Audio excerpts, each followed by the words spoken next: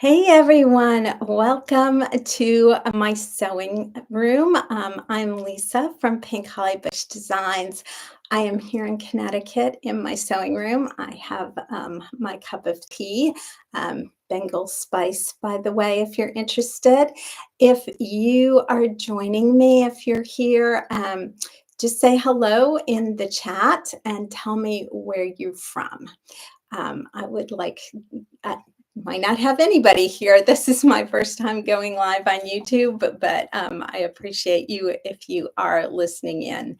So it is gray and rainy here in Connecticut. And part of the reason that I thought I would try going live is it's a way to connect, hopefully, with you a little bit in a more informal manner than maybe I do on my YouTube channel.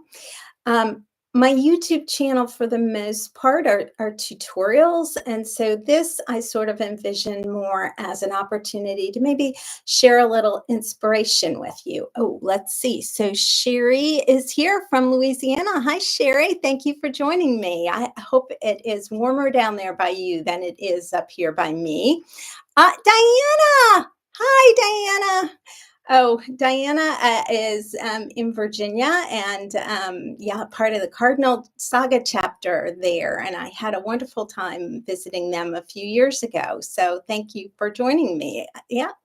So kind of switching back to my purpose here as I sort of envision it as little informal and a chance to maybe give you some more sewing inspiration, answer some questions. I'm going to tell you how you can submit your questions going forward.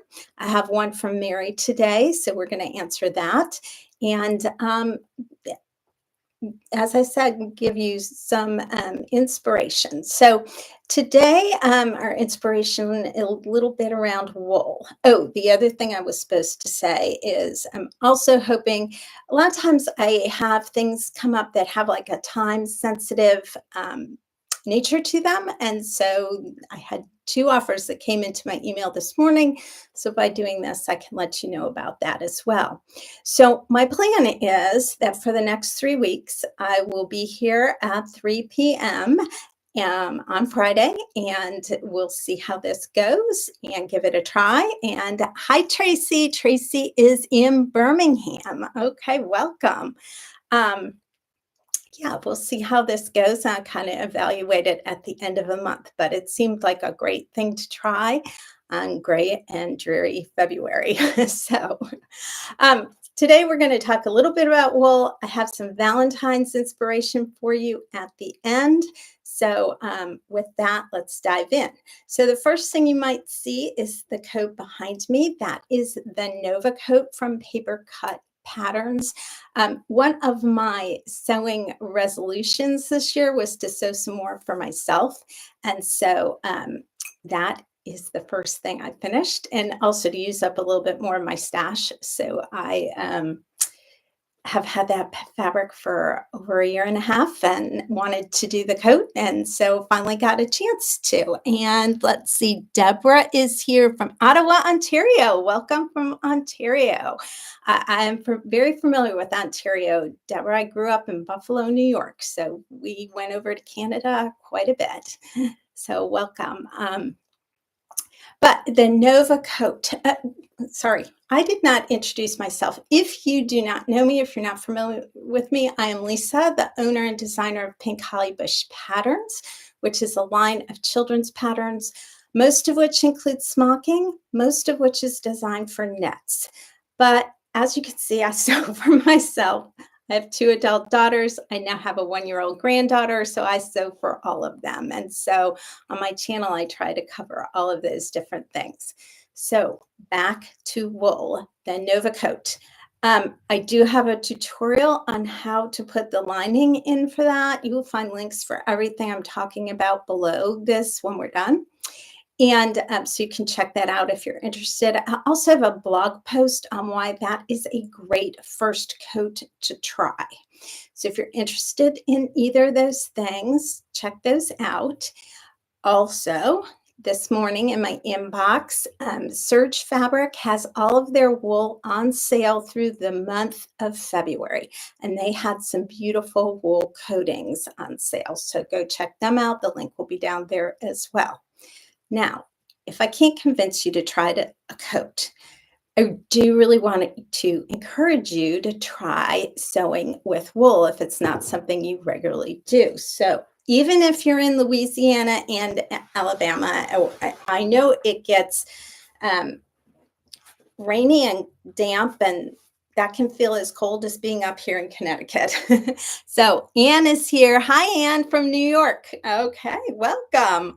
So this is a top I made myself last year, and this is wool. This is wool gauze. And what I love about it is because it's wool, it really it's temperature regulating. It's keeps me warm when it's damp and cold and whatever, but it also it's so breathable. Even when it's warmer, you try wool. You'll find it does do that temperature regulation, and it will not make you hot and sweaty. Now, as far as what pattern this is, so this is one of those things where I was naughty and did not do a muslin, and the initial top was horrible, and it was one of those things where I had to make it work. And so I did make it work. I absolutely love this top, but it ended up being like a hack of 3 different patterns. So I can't even tell you what it is. But as I said, wool gauze, very light, very breathable. What I love about it too is if I made this out of like a viscose or polyester or something like that, I would freeze up here. Um, and yet I can wear this, be a little bit dressier and still be warm when it's 40 degrees and rainy and gross. Okay. Hi, Rhonda. Welcome from Texas. All right. So my current project is also wool. And I'm going to show you some on my basket here. So this is wool. This is just scraps because I've cut it out. But this is wool from my stash. See, I'm being good, and I am working from my stash. I bought this when my daughter was in high school. She's now the mother of my granddaughter. And no, she was not a real young bride. So yes, this is at least 10 years old, maybe 12 to 15. So I am making, hope you can see that, Simplicity 9470. I'm going to make this version right. Ooh, can't do that on the screen. This version right here with 3/4 sleeves. I love a great peplum top. So yeah, I'm excited to make this for myself. So this is just, I think you can see it's got a really nice stripe to it. I think when I bought it, I was intending it for a skirt. You could use it for pants. Um, you know, it's just a great, nice weight of wool. Now, I know what you're probably thinking. Lisa, then it all has to go to the dry cleaner. No, it doesn't. The coat will go to the dry cleaner. Yes, it will. But this goes right in my washing machine. And this will too. I've already put it, I pre-washed it. It went in the washing machine. Now, I do have a high efficiency washing machine that doesn't have the agitator. Wool doesn't like agitation, and it doesn't like, ooh, and thank you to the thumbs up, whoever gave me the thumbs up. I didn't know you could do that. Or maybe that's me from putting a thumbs up. I don't know. We're still learning this, guys. But wool does not like agitation, and it doesn't like heat. But as long as you put it in the washing machine on delicate, you don't have the agitator going, and you make sure you don't put it in the dryer, it will be just fine. And so that is what I do. And that's, again, one of the things I love about it. And sewing with it is so great. It's just a really easy fabric to work with, and I think you'll really enjoy it. The last thing I also would just say about it, with as I said, I feel it's easy care. Maybe not if you have a toddler running around that's getting stuff all over you, but otherwise very easy. In ready to wear, you often don't find it because it is a more expensive fabric. But that is one of the wonderful things about being a sewist. You can make things for yourself out of wool. They really look expensive when you're done with them because it is a beautiful fabric and they're going to last a long time for you because, again, that wool is just such a wonderful fabric. So I encourage you to try it. Now, keep talking about wool a little bit. Wool is also comes as a knit. And again, that's something you often don't see in ready to wear. You'll see a heavy wool sweater, but wool comes in all different weight knits. And right now, Surge Fabric has 3 different weight knit wool knits on sale. And so those 3 different weights that they have is they have a wool jersey, which is 150 GSM. They have a brushed wool, which is 220 GSM, and then they have a wool boucle French terry that is 330 GSM. Now, if you've followed me for any time, if you've taken any of my courses, or maybe if you have my knit book, and let me show you that in case you don't. This is the knit book, the Enjoying the World of Knits. There'll be a link for this too, right? There'll be a link for everything. But in here, I give you that comparison chart on GSM and explain GSM is the way you can buy fabric online. So if you're not familiar with that, GSM stands for grams per square meter. It gives you the weight, and that's how you kind of can know what you're getting. So those 3 different weight knits that I mentioned, what would you do with that wool knit? Well, your wool knit, that's going to be 150 GSM. That's a t-shirt weight. It's going to be great for a thin, lightweight t-shirt, maybe a short sleeve top, but a lighter weight. That 220 GSM, that if you've made any pink holly bush patterns, that's always the weight I recommend for the cotton knits that we make most things out of. And if you have the book with the fabric pack, it comes with the interlock here would be 220. If you have the staff knit jersey that's in here also, that would also be that 220 weight.